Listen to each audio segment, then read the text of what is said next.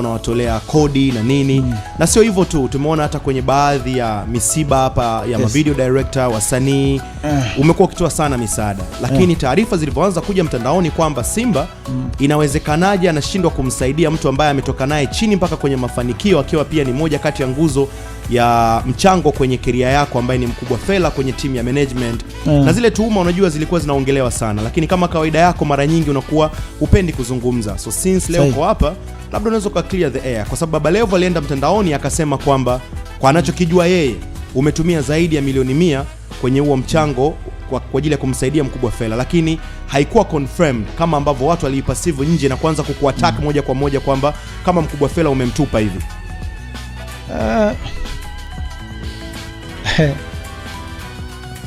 Kwanza kabisa unajua Mkubwa mimi namheshimu sana. Miongoni mwa watu ambao wana mchango mkubwa na career yangu na maisha pia. Kwa hiyo siwezi kuwa mpuuzi kiasi hicho, haiwezekani. Lakini watu wasipojua mambo nje anakuwa anazungumza vitu vingi sana.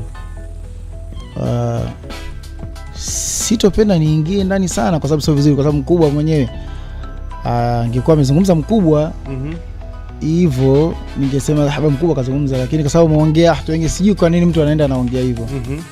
Lakini kwa ufupi tu sitoingia ndani sana. Lakini sio kweli anachokisema. Mimi hata nilipopata taarifa kama Mkubwa anaumwa, mimi nilienda ilimkuta kwa hospitali moja Temeke sio Mbagala. Kafuata pale nikashauri tumpeleke hospitali iliyokuwa kubwa zaidi. Na Bostale akashauri kuna Muhimbili kama sikosei. Ushauri kwa Muhimbili wakasema kwa station yake kama ile siku hizo watu wanapelekwa Mloganzila nadhani. Kwa kuna Mloganzila pale wakasema nadhani kuna vitu kidogo vitokea, si kule kwa sababu mbali au kwa sababu kuna treatment zilikuwa aziko mtemo wanavyotaka wao, sijui kwa sababu gani, lakini walipendekeza tumbadilishe. Na mimi nilienda paka kule. Chukua nikamrudisha nikampeleka TMJ. Peka TMJ pale na nikawa gharamia kila kitu mimi. Na nikamwambia kwamba nafikiri itakuwa ni vema kama madaktari wataruhusu basi fanyike kwenda ta India. Na pale kuna daktari mimi namjua kwa sababu daktari yule kuna miongoni washakusaidia mtu kwenye familia yetu sisi. Basi kwa pale niko natekea kila kitu pale hospitali. Na tayari ilikuwa ikija kitu labda anasema anaweza kumkabidhi mkewe, anamwambia bwana hichi familia, kwa sababu najua Mkubwa uko pale. Nadhani kuna maana ndo kiungo pale. Kuna maana nikaona kama mtu wengine watoto zikiwa zinakuja hela kila kusema ipeleke hospitali, hapana. Watu wampe wife. Ile itokee tu mke mimi na kuna toa, mimi nitatekea mimi kila kitu. So mimi niko natekea pale. Sikumzuia mtu yote asifanye, ila mimi mwenyewe nilikuwa naona tu kama na responsibility kufanya hivyo kwa nilipotoka na Mkubwa. Kwa niko pale na kila siku niko sio, lakini kwa mara kwa mara niko pale, ndugu familia tuko pale mara kwa mara. Fika swala India nikalishughulikia mimi.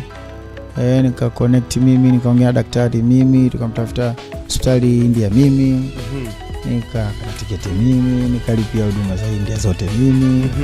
Tukasafirisha mpaka airport, kaomba msaada wa VIP. Kamsindikiza mpaka pale. Mkubwa kaenda India akanatibiwa kule. Watu ambao walipenda kusafiri nao pia niligharamia safari nao. Leo sasa unajua sisi niseme labda tuna kwa bahati mbaya wakati mwingine sisi tunaishi na watu wanatuzunguka ambao kwa namna moja au nyingine hawajui tunaheshimiana vipi na watu, hawajui watu tunapenda nao vipi, watu wanashiba kiasi gani. So niko nafanya kila kitu na mimi siko na shida, siko na tatizo, kwa sababu mimi nilisema I have this, yani ni jukumu langu mimi lazima nifanye. Bwana, so hata niko nakumbuka kuna mtu alitoa mchango kaka mmoja mheshimu sana. Toa Isa alitoa $10,000. Ile yote ngana kamkabidhi mkewe. Nikamwambia hivi mtatumia mambo ya nyumbani, tumia mambo ya hospitali nitatoa. Uta-take care. Yani watu wamelipa mambo ya hospitali lakini mimi nitatoa. Ile ni michango yao pembeni. Kwa kasuli moja nilisikia kisema na niambia direct na mtu ananiambia haja ananiambia kwa uongo. Ili nimuonyeshe. Yani mkewe sema kwamba mimi nasababisha watu wasimsaidie mkuu wa Fela wakiamini kama mimi namaliza kila kitu. Lakini Diamond anatoa tu huduma za hospitali, sio huduma kuna kula, kuna nini na tu. Sasa unajua kuna namna kuviaddress vitu, kuna vitu vingi ukiongea mimi najitahidi kwa kadri uwezo wangu. Na vitu kizungumza sasa unanionyesha. So nadhani zile zikawa maneno mengi, bonga, kwa sababu bonga naye kwepo. Promoter bonga. Ni miongoni mwa watu marafiki mkubwa. So kwa kuna story ambayo nasikia ni nadhani sambona anajitoa, mimi nifanyeje? Yani nikijitoa nasababisha watu wasitoe. Kosa nikikape nifanyeje? So maana kwa mengi nikaona let me step back kidogo. Changae pembeni. Kitajika nitaitwa. Nadhani situation ilikuwa ipo hivyo. Lakini sikuwa na lengo la. Usisahau kusubscribe, kubonyeza alama kengele, kushare na kucomment. Asham TZ always available.